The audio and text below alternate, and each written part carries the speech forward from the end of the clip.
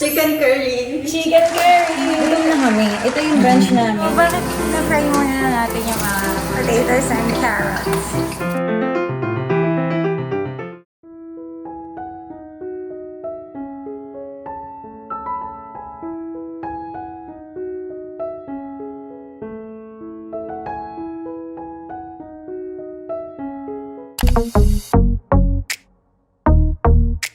Hello everyone! Welcome to my vlog! Yes, it's been a while. Pero ngayon, sobrang exciting yung vlog natin. Kahit ako lang yung excited.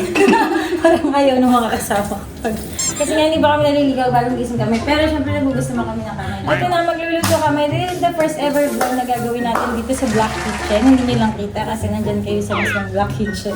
Pero napaka-special ng ating mga guests ngayon. Ito ay Calamba, Laguna. Meron akong special guest na galing din sa Calamba, Laguna. Walang iba kundi ang ating Madam Chona! At kita niyo nandun si Sensi na. Yan. Uy, favorite ko si Mickey Mouse. Yan. At ito na talaga sobrang layo kung saan nakakabili tayo nakakain ng masasarap na mga chicharon! Galing sa Bulacan! Yeah! Ayan, si Jazz. Guys, sobrang sarap magluto. Ayan ang chef natin for today's video. Available pa yan. Kailangan 6-footer. Okay, so comment na lang kayo kung kayo yung mga 6-footer. Okay, so actually medyo nakapag-start na kami. Siya lang pala. Hindi pa kami tumutulong. Nakapag-iano na siya. Peel na ng carrot. So ito na. Ano bang lulutuin natin ngayon, Chef Jazz? Requested po ninyong lahat. Chicken curry. Chicken curry! Gutom na kami. Ito yung brunch namin. So yung chicken curry kasi madali lang din. Dapat sana magbibig ka direta kasi ang sarap. Kaso, papalambutin pa ang tagal. So, pag gutom ka na, magbibigyan ka ito na talaga. Meron na nga tayong carrots, potatoes, Chicken po pala. okay, sibuyas, ako na sa garlic. Okay, laters. Para recorded din mga marites ang ating chikanis. So si mama mo pa din just ang nagturo sa'yo magluto. Opo, pero mahilig po kasi talagang magluto din yung side pareho. Yung lola ko, di ba, Kapampangan? Di ba mahilig po sila magluto? Sana si Uy, Edwin pati din. ano, masarap daw magluto ang Ay, Kapampangan. magaling magprito si Edwin.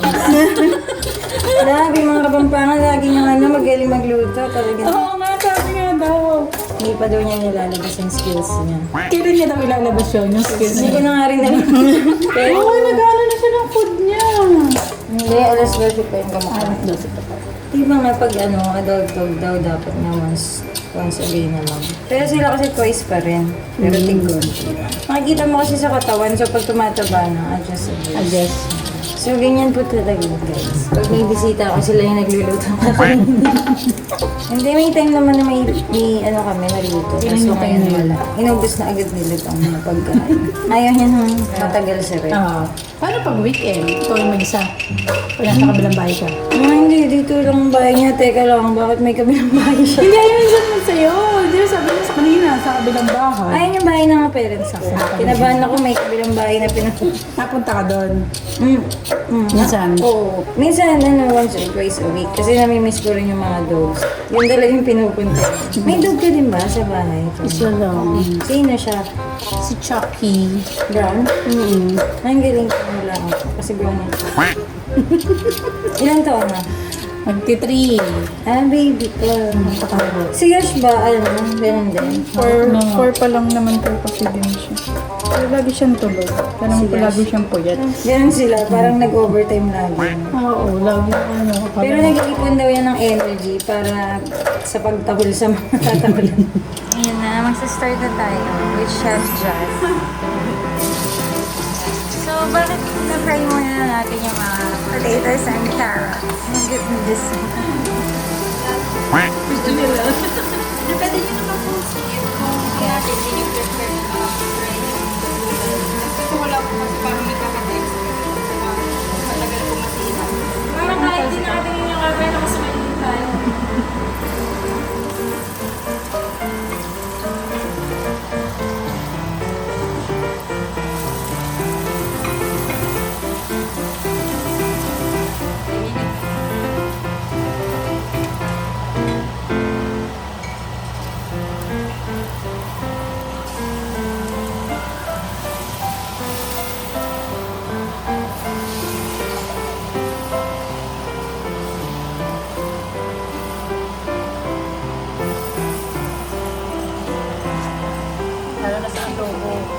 tamang paminta, no?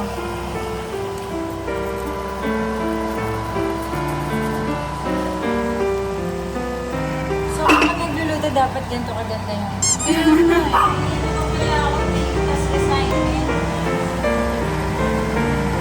So, medyo na ako nakita ng palengke para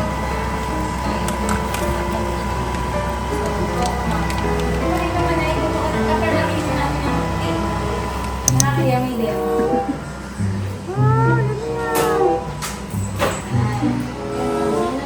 Thank you so much.